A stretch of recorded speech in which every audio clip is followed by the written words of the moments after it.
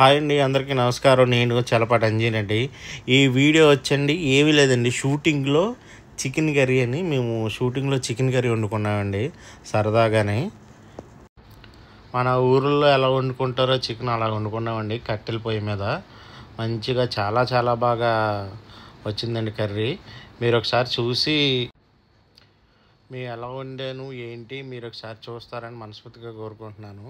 అలాగేనండి, టేస్ట్ అయితే next level వచ్చిందండి కర్రీ. ఎందుకంటే అంత టేస్ట్ రావడానికి కారణం కట్టెల పొయ్యి మీదండి. మంచిగా మేము అక్కడే మొత్తం ఎల్లిపాయ మా అల్లం కట్ట అక్కడికక్కడ మేము రెడీ చేసుకుండి మంచిగా నీట్గా చేసామండి. టేస్ట్ అయితే నెక్స్ట్ లెవెల్ వచ్చిందండి. చాలా చాలా బాగుందండి.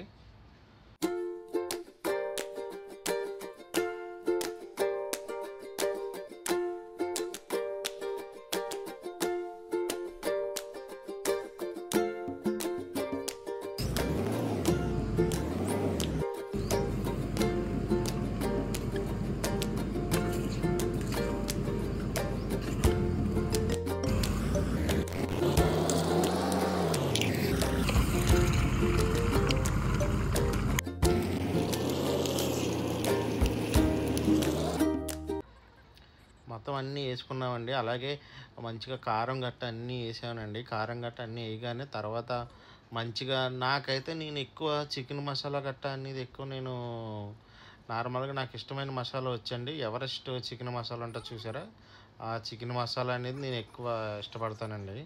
ఎందుకంటే ఇది కొంచెం టేస్టీగా బాగుంటుందని నా ఉద్దేశం.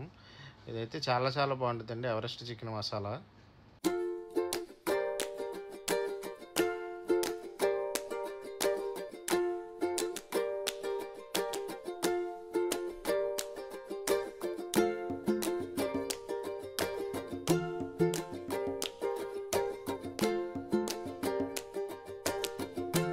కట్టెల పొయ్యి మీద కాబట్టి చూసారండి కలర్ గట్ట ఎంత బాగుందో. టేస్ట్ అయితే నెక్స్ట్ లెవెల్ ఉందండి. చాలా చాలా టేస్టీగా ఉందండి. ఎందుకంటే మనం ఇంటి దగ్గర వండుకుంటే చికెన్ కర్రీ అనేది గ్యాస్ మీద వండుకునేది వేరేలా ఉండిద్దండి.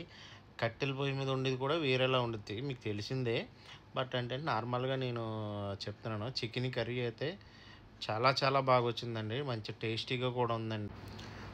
అలాగే మొత్తం అన్నీ కలుపుకున్నాక ఒకసారి టేస్ట్ చూద్దామని ఒక చికెన్ ముక్క తీసుకున్నానండి. మంచిగా చాలా బాగా ఉడికిందండి. టేస్ట్ కూడా చాలా బాగుంది. మంచిగా కట్టెల పొయ్యి మీద కాబట్టి అండి అన్నీ కూడా ఓన్లీ చికెన్ మసాలా అనేది ఎవరెస్ట్ అనేది ఒకటి తీసుకున్నాను బయట, కారం ఒకటి. మిగతా అన్నీ మేము ఎల్లుల్లిపాయలు అన్నీ కూడా మేము అక్కడే తీసుకుని మామూలుగా రెడీ చేసామండి. అలాగే చికెన్ కర్రీ రెడీ అయిపోయిందండి. అలాగే మాకు షూటింగ్లో వచ్చిన ఫుడ్ కూడా మొత్తం అన్నీ మేము పెట్టుకున్నామండి. అన్నీ కూడా అలా పెట్టుకున్నామండి. అంతా వచ్చాక మాకు బ్రేక్ టైంలో తింటామండి మంచిగా.